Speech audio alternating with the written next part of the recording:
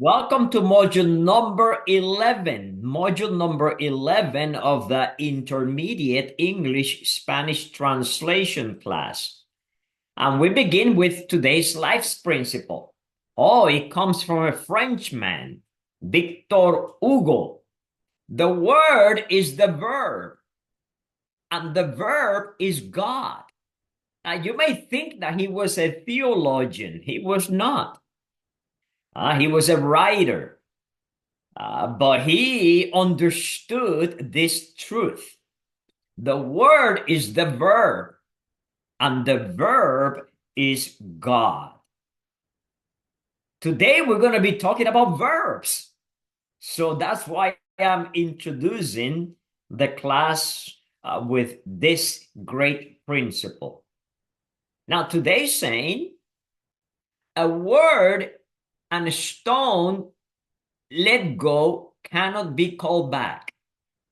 In other words, you throw a stone, you cannot get it back. It's already gone. Same with a word.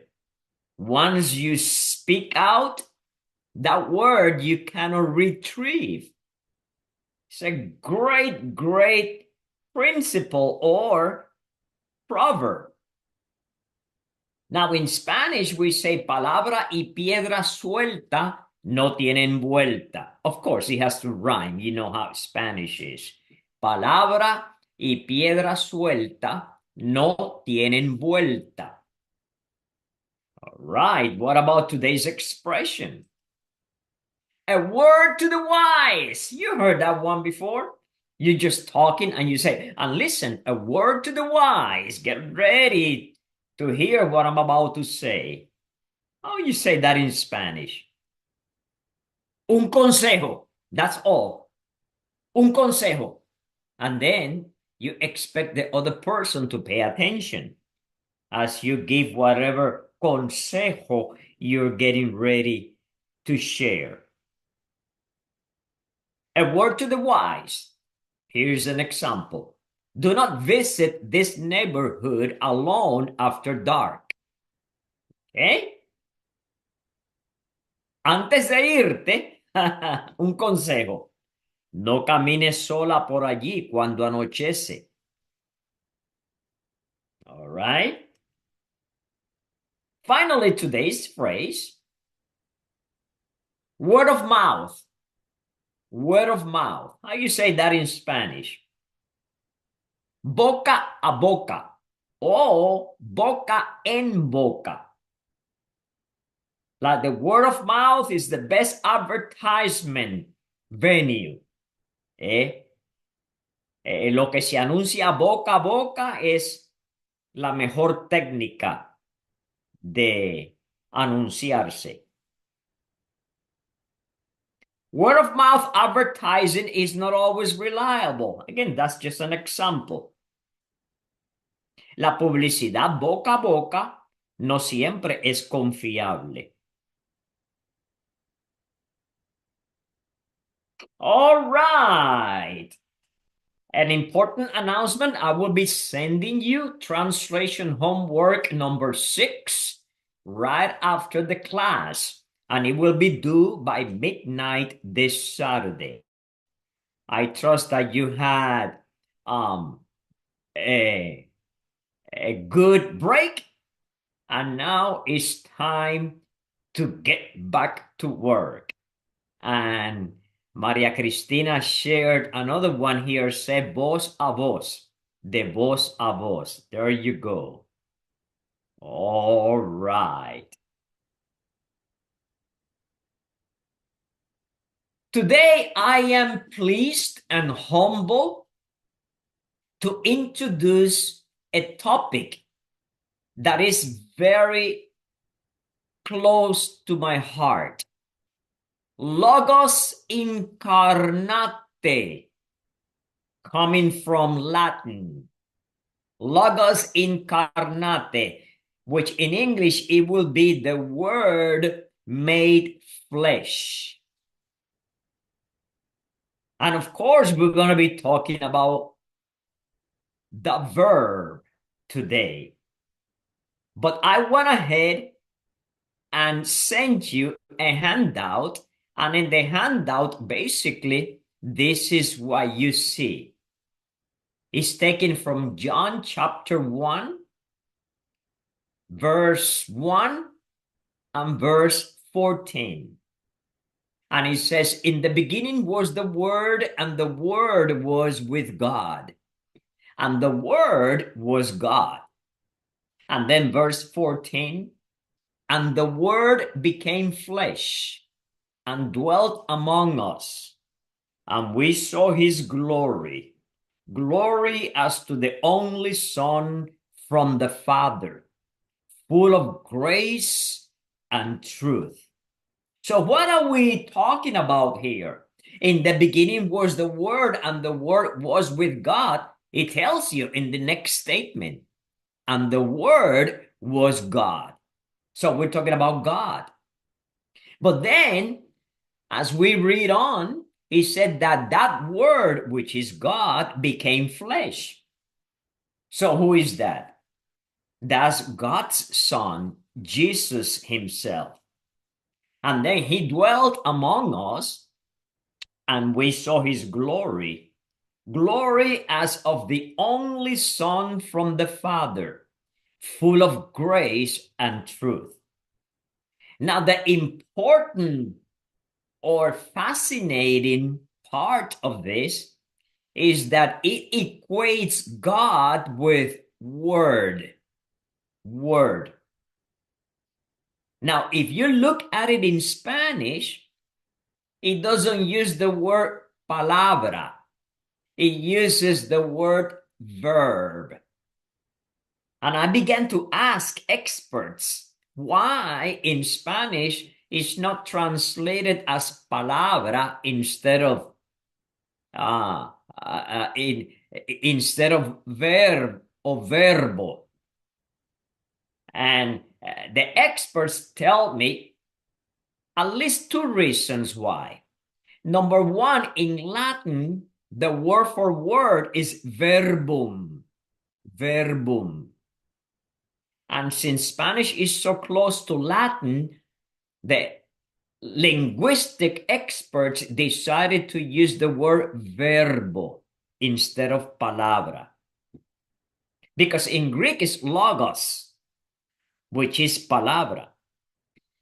And then the other one, which makes sense to me, is since it is talking about Jesus and Jesus was a man, verbo being masculine fits better in the gender because palabra is feminine.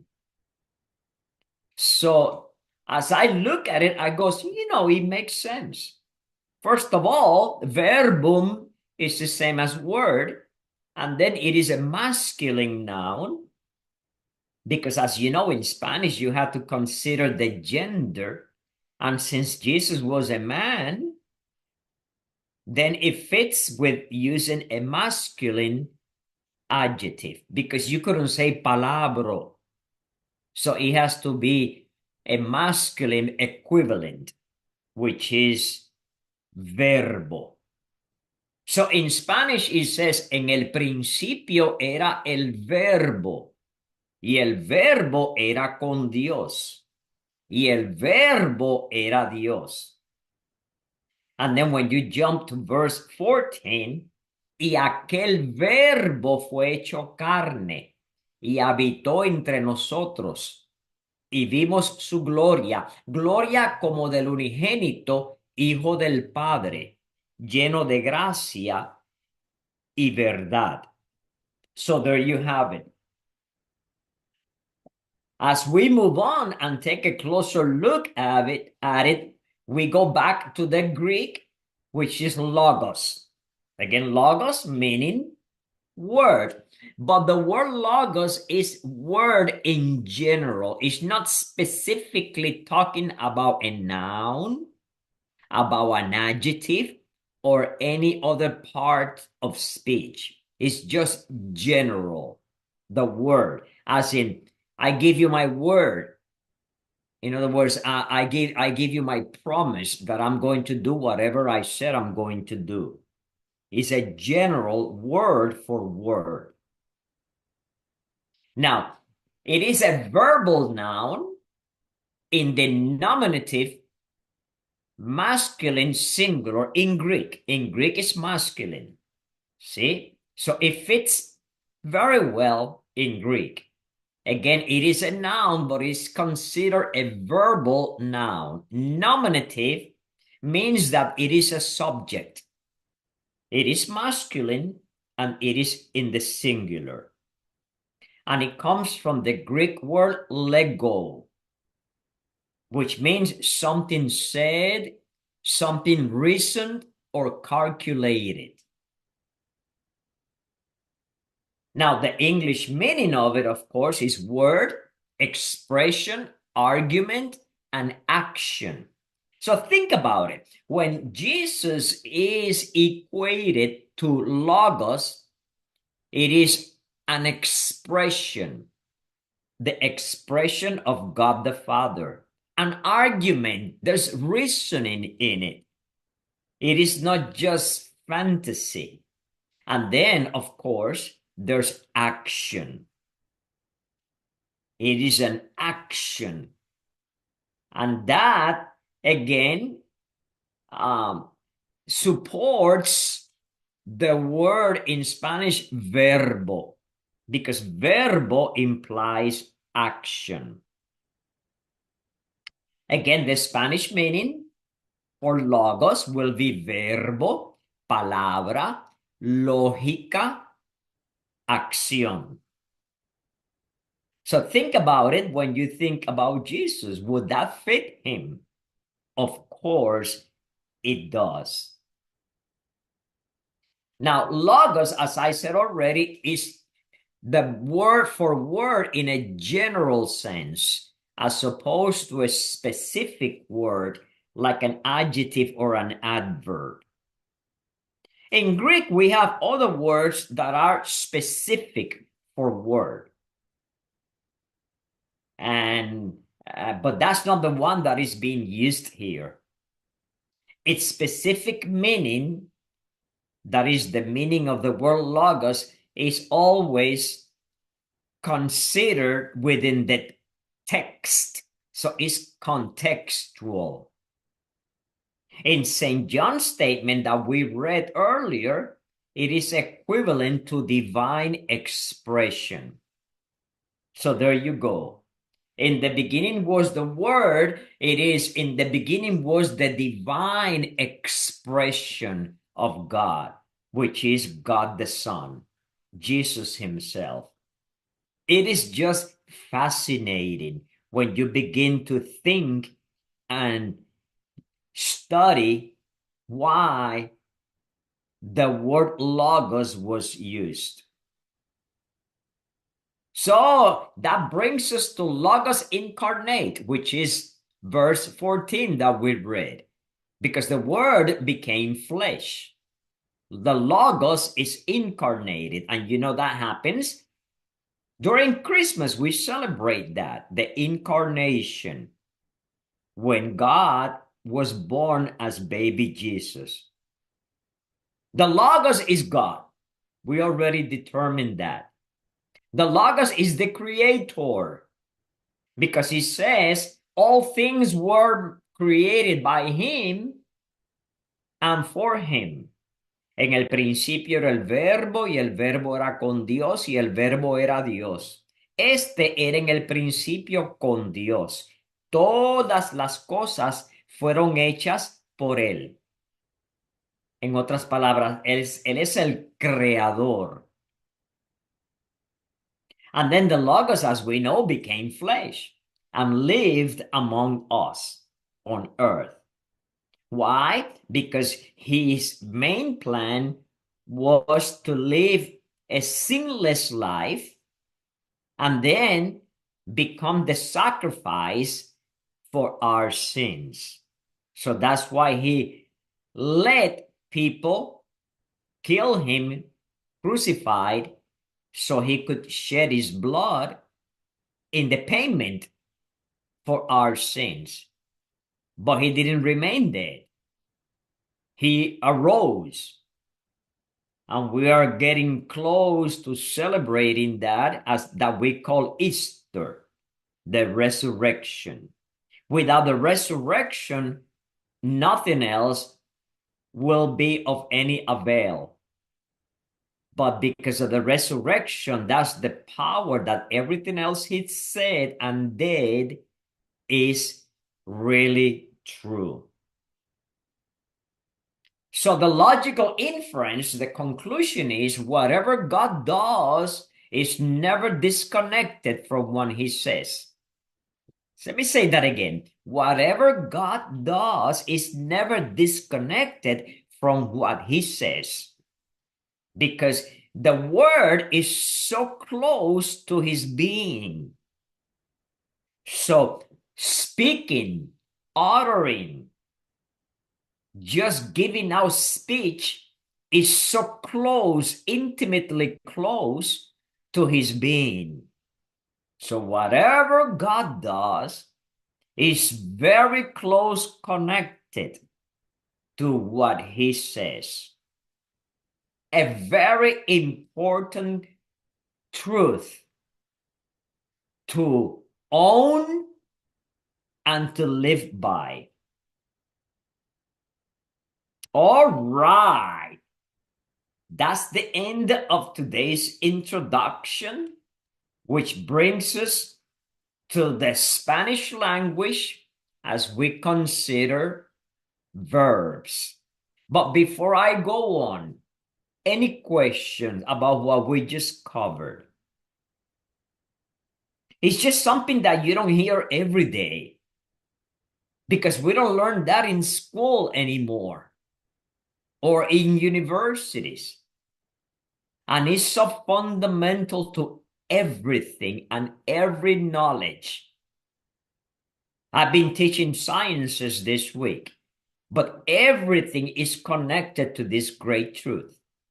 The fact that God speaks words. Words are connected to his being. And as we approach the topic of verbs, let's keep that in mind. How we have a God that is the God of the Word. The God of the Word. Therefore, we should safeguard language.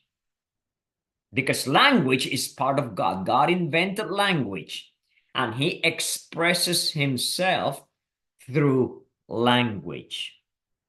Let's make sure that we always not only know that, but defend language, which I don't know if you know it, but it's being attacked tremendously. Everything is being attacked, but language is being attacked tremendously. And we need to understand that, because God is the God of the Word. All right, let's look at verbs. Verbos. As we look at verbs, it's important that we understand the three different moods that we have, both in English and Spanish. We have the indicative, the imperative, and the subjunctive. And I'm sharing something with you now that was shared with me when I was a student of the Greek language by the Greek professor. And when he said it, I said, now I understand the relationship between the indicative, the imperative, and the subjunctive. The indicative deals with reality. Like, I am in Charlotte right now. That's indicative.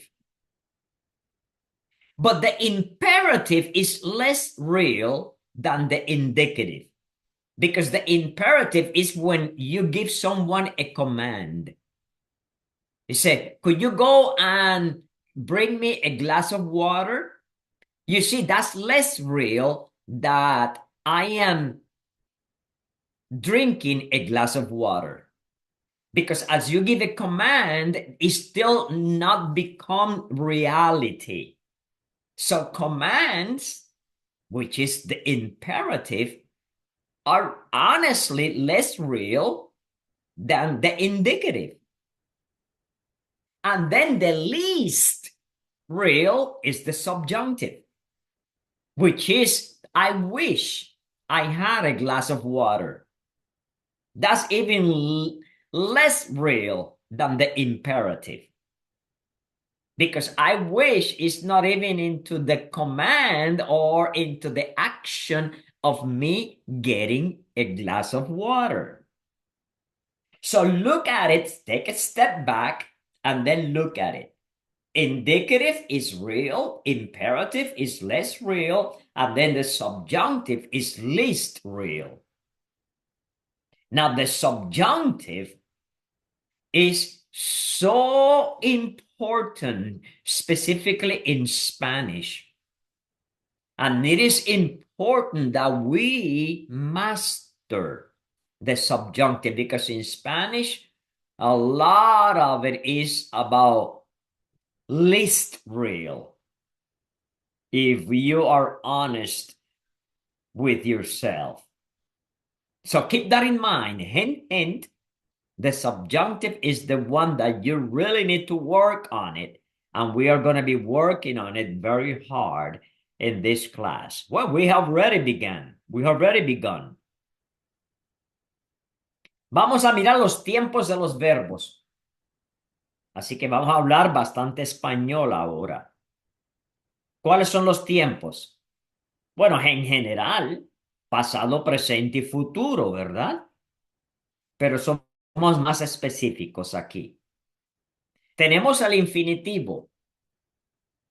El infinitivo es el que termina en ar, o ir. Tenemos el gerundio, que es el que tiene acción continua. Por ejemplo, otra vez, hablando de tomar agua, tomar sería infinitivo. Estoy tomando sería el gerundio o el participio presente. Y tenemos también el participio pasado. Yo estaba tomando agua. Así que aquí les estoy compartiendo un cartelón importantísimo que nos ayuda a ver la perspectiva eh, de lo que es los diferentes modos. Pero estamos mirando todo en el indicativo primero.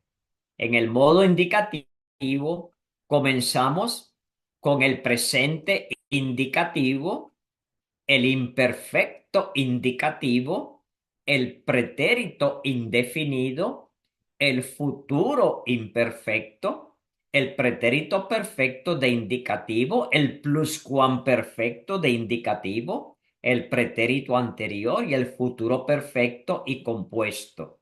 You go, do I need to learn all of that? Honestly, you don't.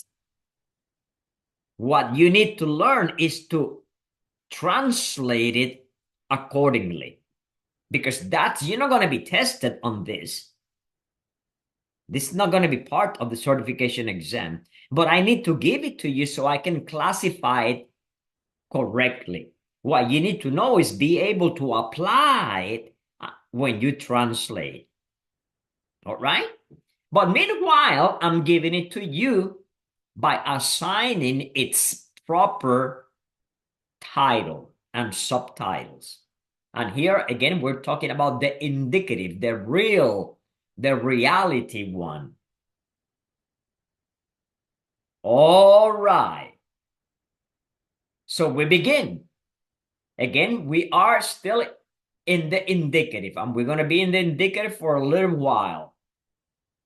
Hablamos del modo potencial o condicional, donde tenemos el potencial simple, el potencial compuesto o el ante-post-pretérito. You say, okay, Dr. Gonzalez, I'd like to see examples so I can learn it. I will give you examples. I'm just giving you a quick introduction first. All right? Now let's look at the imperative mode. El modo imperativo. Este no es tan complicado porque solamente se usa en la segunda persona. Cuando uno le pide a alguien que haga algo, siempre en la segunda persona. Tú, usted, tráigame un vaso de agua en singular. O si no, en plural, ustedes, todos ustedes, tráiganme un vaso de agua. Así que siempre es en la segunda persona, singular o plural, cuando usamos el imperativo. Pero no solo. Yo podría incluirme a mí también en un imperativo. Cuando digo, vamos, vamos todos a tomar un vaso de agua. También eso es imperativo, aunque no es tan directo, pero estoy dirigiendo a otros a hacer algo que es imperativo. Y por último, el modo subjuntivo. Ahí tenemos el presente de subjuntivo, el imperfecto de subjuntivo, el pluscuamperfecto de subjuntivo, el pretérito perfecto de subjuntivo. También tenemos el futuro subjuntivo y el futuro perfecto de subjuntivo que no se usa mucho. Mire lo que dice ahí debajo de la primera estrella. El futuro subjuntivo se usa poco en Latinoamérica y se ha reemplazado con el presente de subjuntivo o el presente de indicativo. Y en cuanto al futuro perfecto de subjuntivo, se usa poco en Latinoamérica y se ha reemplazado con el futuro perfecto de indicativo o el pretérito perfecto de subjuntivo. Todo esto va a tener más sentido cuando comencemos a ver los ejemplos. Otra vez, esto es solo una introducción rápida, como si fuera el título de la película, para que luego veamos uno por uno en detalle. All right. Para poder estudiar esto, les estoy dando tres verbos modelos y escogí un verbo que termine en ar, otro que termine en er y otro que termine en ir. Amar, que es un verbo regular, creer, que es un verbo irregular, y recibir, que es un verbo regular. Les voy a dar una tarea que no tienen que entregar. Es una tarea para que usted mismo lo aprenda. Y la tarea es conjugar cada uno de estos verbos.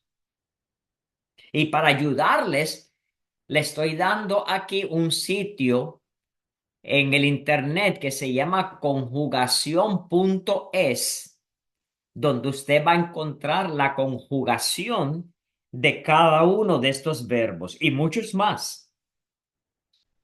Pero quiero que usted escoja estos tres verbos como modelos para que luego pueda aprender a conjugar otros verbos. Y allí está en conjugación.es. Así que es una tarea que no tiene que entregar, pero que sí la debe hacer para que pueda de verdad, ver ejemplos de conjugaciones en estos tres verbos. No se olvide, por favor, de hacerlo. ¿Ok? Pero es algo divertido y no es tan tedioso, porque lo que tiene que hacer es buscarlo, copiarlo y pegarlo a, say, a Word document, y ahí tiene toda la conjugación de amar en los tres modos, en el indicativo, en el imperativo y en el subjuntivo. Y luego otro con lo mismo, pero con creer, y lo mismo con recibir. Al usted hacer eso, va a estar bien preparado para entender la lección. Así que asegúrese de hacer eso. Muy bien. Today's class is going to be short because I want you to take time now to go back to conjugación.es. Again, go and then type amar. And then find the conjugation for amar. Copy it and paste it on a Word document. And then you have that as a pattern to conjugate every regular verb that ends in ar. Again, indicative, imperative, and subjunctive. If you don't do that, you're going to be lost in the rest of the classes. So you want to do it. And right now, it is 7:04. Now we're supposed to be in class until 8:30. So you have about an hour and a half to do this. And you can do it in much, much less. You can do it in about half an hour.